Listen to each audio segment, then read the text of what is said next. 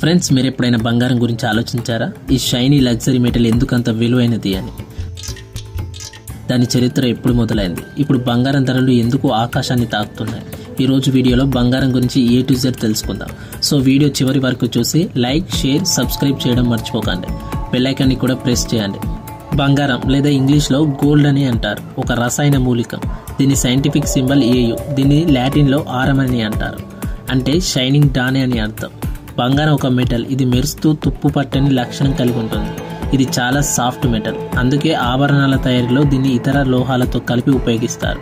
బంగారం ఎందుకు స్పెషలో తెలుసా? ఇది కేవలం అందమైన ఆభరణాల కోసం మాత్రమే కాదు, ఇది ఒక స్టోర్ ఆఫ్ వాల్యూ. అంటే దీని విలువ కాలంతో పాటు స్థిరంగా ఉంటుంది. అందుకే దీన్ని సేఫ్ హెవెన్ ఆస్తి అంటారు. బంగారం ఎలక్ట్రానిక్స్లో, మెడిసిన్స్లో అండ్ స్పేస్ టెక్నాలజీస్లో కూడా ఉపయోగిస్తారు. ఇంత స్పెషల్గా ఉండే బంగారం చరిత్ర ఎప్పుడు మొదలైందో తెలుసా? మరి దాని గురించి ఇప్పుడు తెలుసుకుందాం. బంగారం చరిత్ర చాలా పురాతనమైనది. దాదాపు 5000 సంవత్సరాల క్రితం నుండి మొదలైంది. పురాతన ఈజిప్టులలో సుమారు 3000 BCలలో బంగారాన్ని ఆభరణాలుగా, దేవుళ్ళ విగ్రహాలుగా మరియు రాజు వస్తువుల కోసం ఉపయోగించేవారు. ఫారోల సమాధులలో బంగారం ఉపయోగం చూస్తే దాని విలువ అప్పట్లో ఎంత ఉండేదో అర్థమవుతుంది. క్రీస్తు పూర్వం 700 సంవత్సరాల కాలంలో లిడియా, ప్రస్తుత టర్కీలో మొట్టమొదటి బంగారు నాణాలు తయారయ్యాయి. ఇవి ప్రపంచంలోనే మొదటి కరెన్సీగా చెప్పవచ్చు. రోమన్ సామ్రాజ్యం, భారతదేశంలోని గుప్తుల కాలంలో కూడా బంగారం ఒక ముఖ్యమైన ఆర్థిక సాధనంగా ఉండేది. భారతదేశంలో మౌర్య, గుప్త సామ్రాజ్యాలలో బంగారు నాణాలను ఆభరణాలుగా వాడేవారు.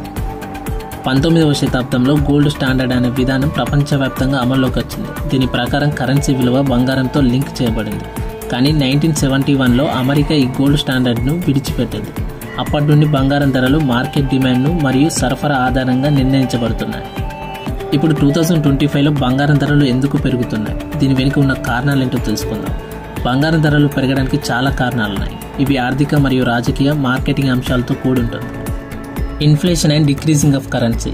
ఇక్కడ ఇన్ఫ్లేషన్ అంటే increasing of goods and services అన్నమాట. ఈ గూడ్స్ అండ్ సర్వీసెస్ అనేది పెరిగినప్పుడు డబ్బు విలువ తగ్గుతుంది. ఇప్పుడు ఎగ్జాంపుల్గా US డాలర్ బలహీనంగా ఉంటే బంగారం ఒక సురక్షితమైన పెట్టుబడిగా మారుతుంది. ఇది డిమాండ్ను పెంచి ధరలను ఎక్కువగా చేస్తుంది. యుద్ధాలు, రాజకీయ సంక్షోభాలు లేదా వాణిజ్య ఉద్రిక్తలు ఉన్నప్పుడు ఇన్వెస్టర్లు అందరూ కూడా బంగారం వైపు మళ్లుతారు. 2025లో రష్యా ఉక్రెయిన్ సంఘర్షణ సమస్యల వల్ల బంగారం డిమాండ్ను పెంచాయి. US ఫెడరల్ రిజర్వ్ లేదా ఇతర సెంట్రల్ బ్యాంకులు వడ్డీ రేట్లను తగ్గించినప్పుడు బాండ్లు లేదా సేవింగ్స్ ఖాతాలు తక్కువ లాభం ఇస్తాయి. అందుకే బంగారం ఆకర్షణీయంగా మారుతుంది. ఇక డిమాండ్ అండ్ సప్లై చూసుకుంటే, డిమాండ్లో భారతదేశం, చైనా వంటి దేశాలలో ఆభరణాల కోసం సెంట్రల్ బ్యాంకులు కొనుగోళ్ల కోసం బంగారు డిమాండ్ పెరుగుతుంది. ఇక సప్లై అంటే గనుల నుండి బంగారం ఉత్పత్తి తగ్గినప్పుడు లేదా పర్యావరణ నిబంధన వల్ల సప్లై తగ్గితే ధరలు పెరుగుతాయి. Market speculation. హెడ్జ్ ఫండ్స్, ఇన్వెస్టర్లు బంగారాన్ని ఫ్యూచర్స్ లేదా ETFలలో బిజినెస్ చేస్తారు. ఇది ధరలను ప్రభావితం చేస్తుంది. చైనా, రష్యా వంటి దేశాలలో తమ రిజర్వాల్లో బంగారాన్ని జోడిస్తున్నాయి. ఇది ధరలను పెంచుతుంది. స్టాక్ మార్కెట్ క్రాష్ లేదా రెసిషన్ సమయంలో బంగారం సురక్షితమైన పెట్టుబడిగా మారుతుంది. 2025లో బంగారం ధరలు ఎందుకు పెరుగుతున్నాయంటే, ప్రస్తుతం గ్లోబల్ ఆర్థిక అనిశ్చితి, US federal reserve rate cuts, China మరియు భారతదేశం వంటి దేశాల నుండి పెరిగిన డిమాండ్ మరియు రాజకీయ సంఘర్షణలు ప్రధాన కారణాలు. రోజు రోజుకి బంగారం ధర పెరుగుతూనే ఉంది. ఇదే జోరు ఇంకా 2 ఏళ్ల పాటు కొనసాగుతుందని పలు నివేదికలు చెబుతున్నాయి. అందుకే ఇన్వెస్ట్మెంట్ చేసేవారు ఆ పెట్టుబడులను గోల్డ్ వైపు మళ్లించాలని పెట్టుబడి నిపుణులు చెబుతున్నారు. గ్లోబల్ ఇన్వెస్ట్మెంట్ బ్యాంక్స్ ప్రస్తుత ఆర్థిక పరిస్థితులు బంగారం చరిత్రలో ఎన్నడూ లేని విధంగా గరిష్ట స్థాయికి తీసుకెళ్లవని అంచనా వేసింది. ఈ నివేదిక ప్రకారం రాబోయే 2 ఏళ్లలో బంగారం ధర 50% పెరుగుతాయని చెప్పింది. గోల్డ్ మ్యాన్ సర్చ్ నివేదిక కూడా ఇదే చెప్తుంది. 10 గ్రాముల బంగారం ధర దాదాపు 1,55,000కు చేరుతుందని అంచనా వేసింది.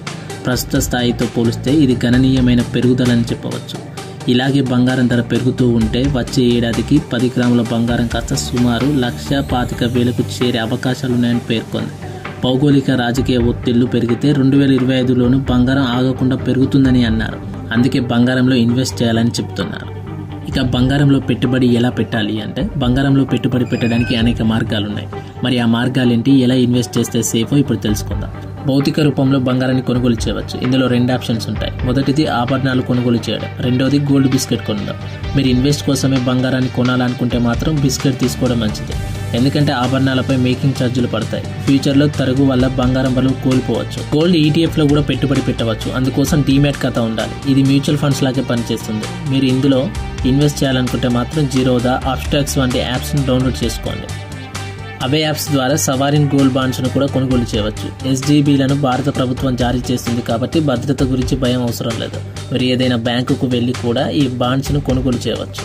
సో ఫ్రెండ్స్, బంగారం అనేది కేవలం ఒక మెటల్ కాదు, ఇది ఒక చరిత్ర, ఆర్థిక వ్యవస్థ మరియు సంస్కృతి యొక్క భాగం. దీని ధరలు పెరగడం వెనుక ఎన్నో కారణాలున్నాయి, కానీ దాని విలువ ఎప్పటికీ స్థిరంగా ఉంటుంది. ఈ వీడియో మీకు నచ్చిందా? కామెంట్స్లో మీ ఆలోచనల్ని చెప్పండి. లైక్, షేర్, సబ్స్క్రైబ్ చేయడం మర్చిపోకండి. మరిన్ని ఇంట్రెస్టింగ్ వీడియోల కోసం బెల్ ఐకాన్ని క్లిక్ చేయండి. త్వరలో మరో వీడియోతో కలుద్దాం. లైక్ చేయండి, షేర్ చేయండి. ఇలాంటి వీడియోస్ మిస్ కాకుండా ఉండడానికి మన ఛానల్ని సబ్స్క్రైబ్ చేసుకోండి. Thanks for watching.